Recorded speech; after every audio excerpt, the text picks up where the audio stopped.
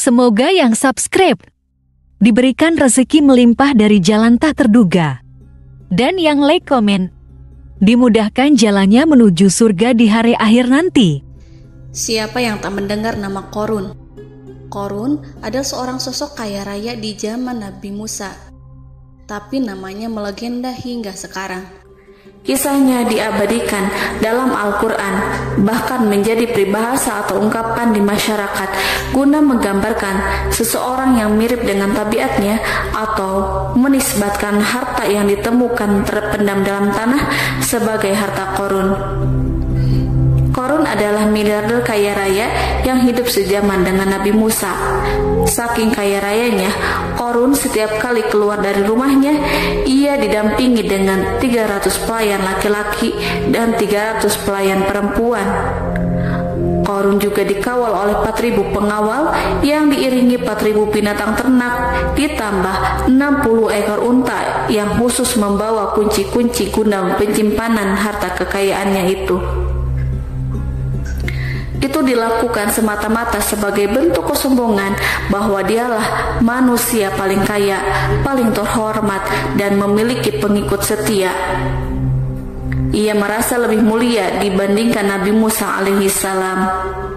Orang-orang tentu saja akan penasaran seberapa banyak harta kekayaan Qorun jika pengawal dan pembawa kunci gudang kekayaannya sebanyak itu.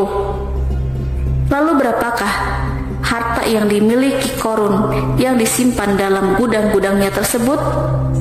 Sebelum saya melanjutkan, dimohon untuk menonton video ini sampai selesai supaya tidak ada kesalahpahaman dalam memahami isi cerita, serta mohon bantu channel ini semakin berkembang dengan cara tekan subscribe dan silahkan tinggalkan like serta komen positifnya.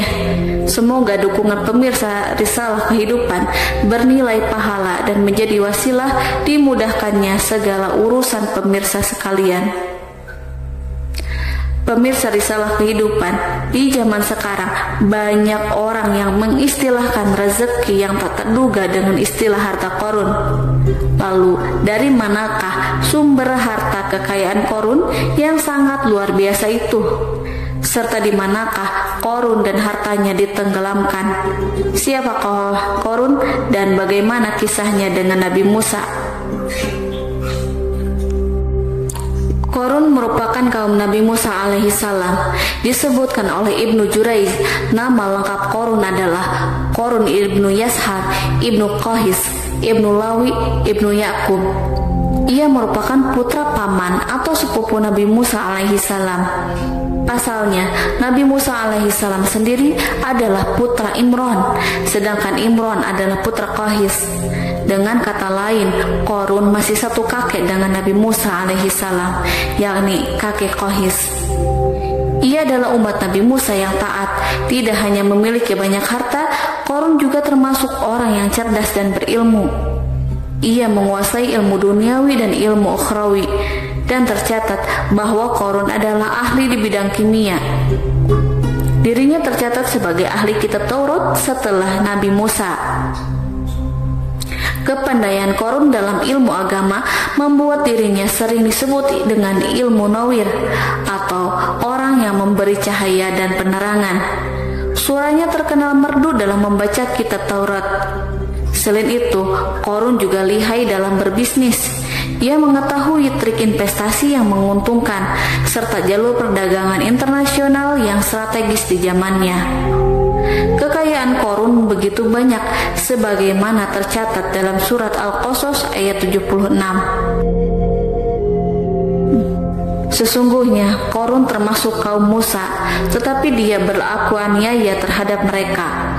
Kami telah menganugerahkan kepadanya pembendaharaan harta yang kunci-kuncinya sungguh berat dipikul oleh sejumlah orang-orang yang kuat. Dalam riwayat Khaisamah disebutkan, untuk mengangkut kunci gudang kekayaan Qorun dibutuhkan 60 bigol atau sejenis kuda kecil. Ukuran kuncinya sebesar jari, bahannya terbuat dari kulit dan setiap kunci digunakan untuk satu gudang. Maka keluarlah Qorun kepada kaumnya dalam kemegahannya. Para ulama tafsir menjelaskan, Korun keluar dengan baju mewah diiringi dengan 300 gadis berbaju merah dan 4.000 kendaraan kuda. Tak heran iring-iringan Korun itu mengundang decak kagum mereka yang gandrung terhadap harta kekayaan. Sebagaimana yang terekam dalam Al-Quran, moga-moga kiranya kita mempunyai seperti apa yang telah diberikan kepada Korun. Sesungguhnya ia benar-benar mempunyai keberuntungan yang besar. Quran Surat Al-Qasas ayat 79. Namun tak sedikit kaumnya yang mengingatkan, dan ingatlah ketika kaumnya berkata, janganlah engkau terlalu bangga. Sesungguhnya Allah tidak menyukai orang-orang yang terlalu membanggakan diri atau disebut farihin.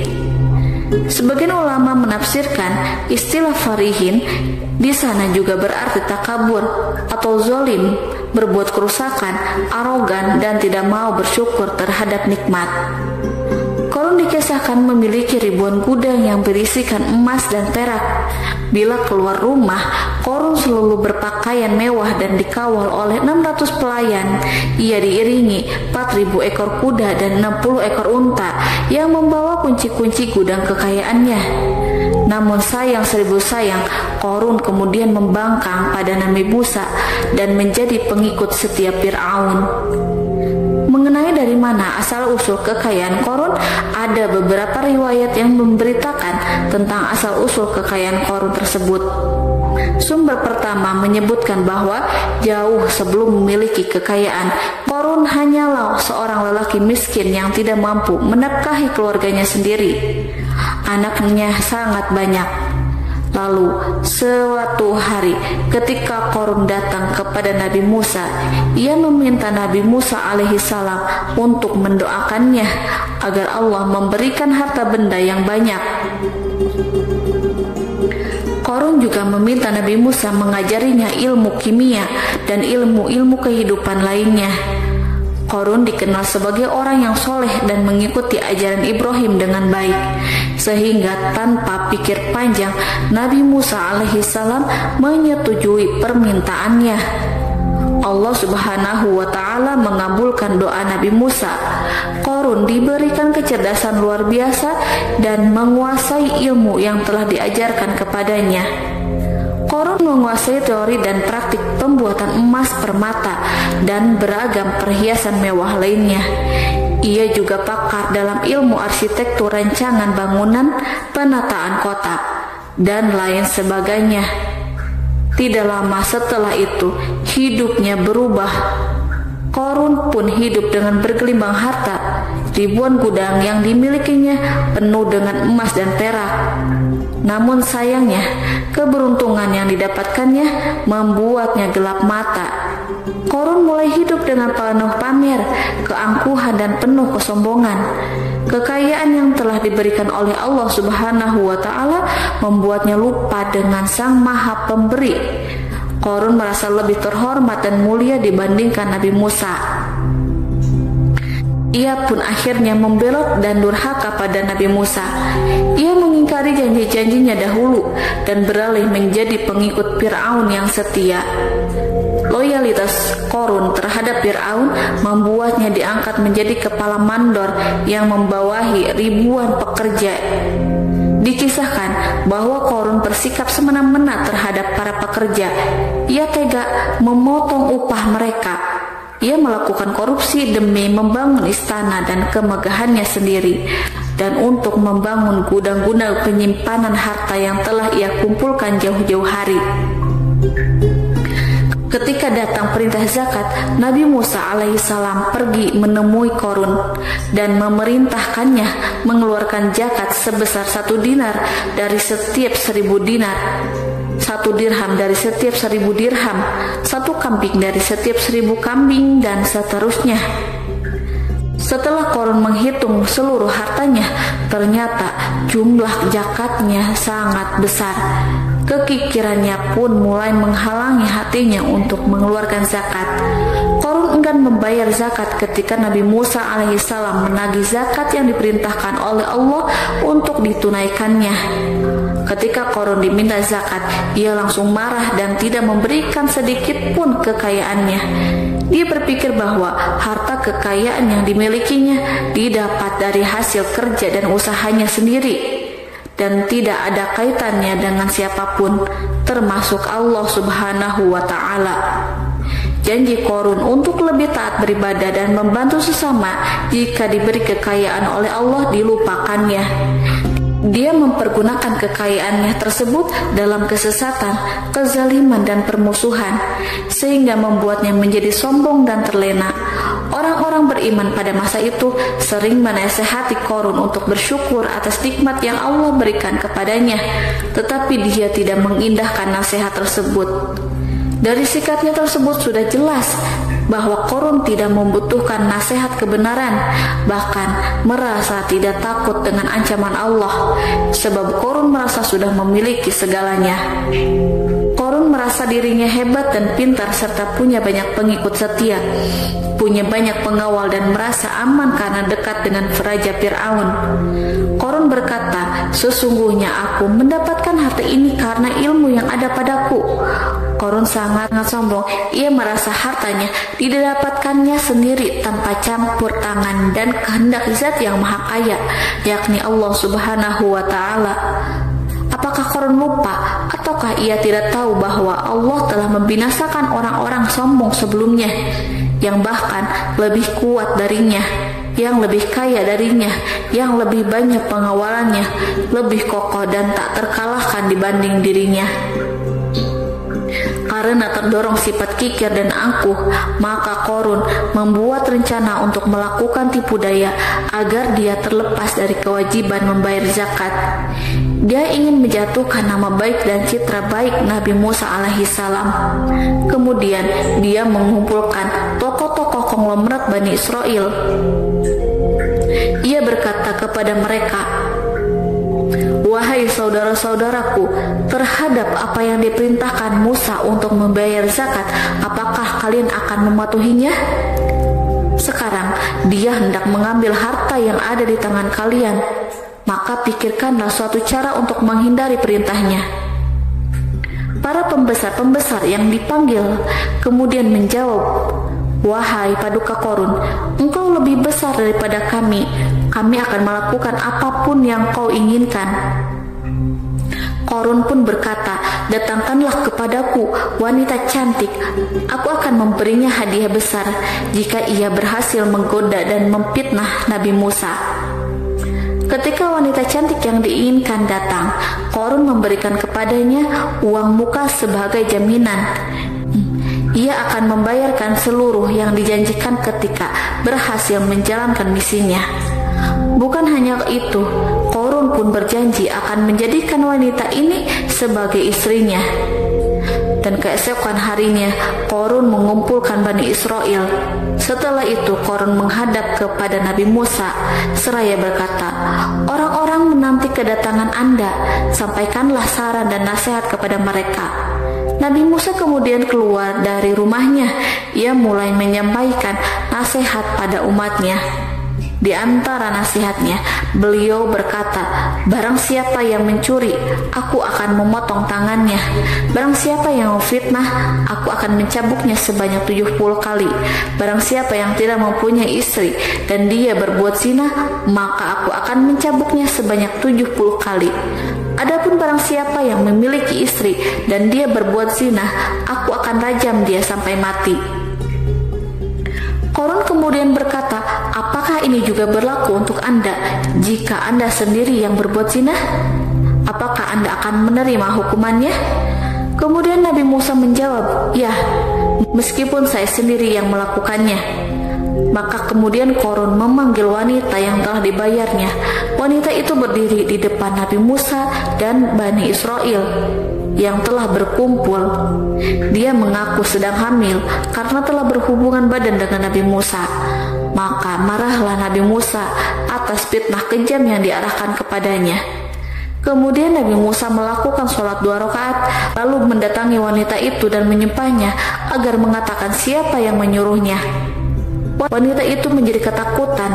Ia gemetar di depan Nabi Musa dan dia mengaku bahwa yang menyuruhnya adalah Qarun. Lalu wanita itu bertaubat dan meminta maaf kepada Nabi Musa. Seketika Nabi Musa bersujud seraya berdoa kepada Allah untuk menimpakan azab kepada Qarun. Allah memberi wahyu kepada Nabi Musa bahwa bumi telah dijadikan tunduk kepada perintah Nabi Musa. Kemudian Nabi Musa berkata kepada bumi, "Wahai bumi, telanlah Qarun beserta kekayaannya, habiskanlah semua." Kala itu Allah menurunkan wahyu kepada Nabi Musa alaihissalam untuk memerintah bumi apapun yang diinginkannya. Begitu Nabi Musa alaihissalam datang dengan wajah sangat marah, barulah Qarun merajuk, "Wahai Musa, sayangilah aku." Sementara Nabi Musa alaihissalam tak bergeming. Beliau lantas berkata pada bumi, "Wahai bumi, ambillah mereka." Seketika rumah Qarun mulai bergetar.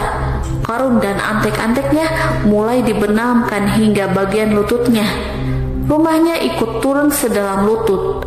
Qarun kembali merajuk, "Sayangilah aku Musa." Rumahnya kembali berguncang. Kini Qarun dan kawan-kawannya kembali terbenam hingga bagian pusar. Demikian pula rumahnya. Qarun terus merajuk, "Wahai Musa, sayangilah aku." Sementara Nabi Musa alaihissalam kembali meminta bumi, "Wahai bumi, ambillah mereka." Rumah Qarun berguncang lagi, sementara Qarun dan kawan-kawannya terus terbenam hingga bagian tenggorokannya. Demikian pula rumahnya. Qarun lagi-lagi menjerit, "Wahai Musa, sayangilah aku." Namun Nabi Musa alaihissalam tak bergeming. Beliau terus meminta bumi menelannya, hingga akhirnya Qarun dan kawan-kawannya hilang seluruhnya di telan bumi. Tak lama setelah itu Allah pun berkata, "Wahai Musa, apa yang membuatmu bersikap demikian? Padahal demi kemuliaanku, andai dia Qarun berdoa kepadaku, niscaya aku akan rahmati. Maka kami benamkan dia beserta rumahnya ke dalam bumi, maka tidak ada baginya satu golongan pun yang akan menolongnya selain Allah, dan dia tidak termasuk orang-orang yang dapat membela diri." Quran Surat Al-Qasas ayat 81. Lalu di manakah lokasi ditenggelamkannya Qarun beserta harta bendanya? Konon berdasarkan kepercayaan beberapa masyarakat setempat, Qarun ditenggelamkan di sekitar sungai atau danau Moris yang terletak di kota Fayum, negara Mesir. Qarun konon mendirikan istana dan di tempat itu pula ia ditenggelamkan. Dahulu Qarun berkeinginan membangun sebuah istana, namun tidak diizinkan oleh Fir'aun jika istana itu dibangun di samping istana Fir'aun. Terlebih Qarun juga tidak ingin membangun istana di tengah pemukiman Bani Israel yang terletak di tanah Jasan. Fir'aun pun memberikan tanah di wilayah Fayum. Kemudian di tepi sungai Fayum inilah Qarun membangun istananya yang megah dan di dalamnya membangun Al-Kunuz atau gudang penyimpanan harta berisi emas dan perak. Salah satu bukti arkeologis yang dapat dijumpai di lokasi tersebut adalah runtuhan bangunan yang diduga sebagai tempat tinggal Qarun yang berjarak sekitar 2 km dari Danau Qarun. Menurut beberapa sumber, bangunan yang masih berdiri kokoh tersebut adalah benteng yang dibangun oleh Qarun. Namun, ada juga yang mengatakan bahwa bangunan tersebut adalah tempat tinggalnya. Wallahu a'lam bishawab.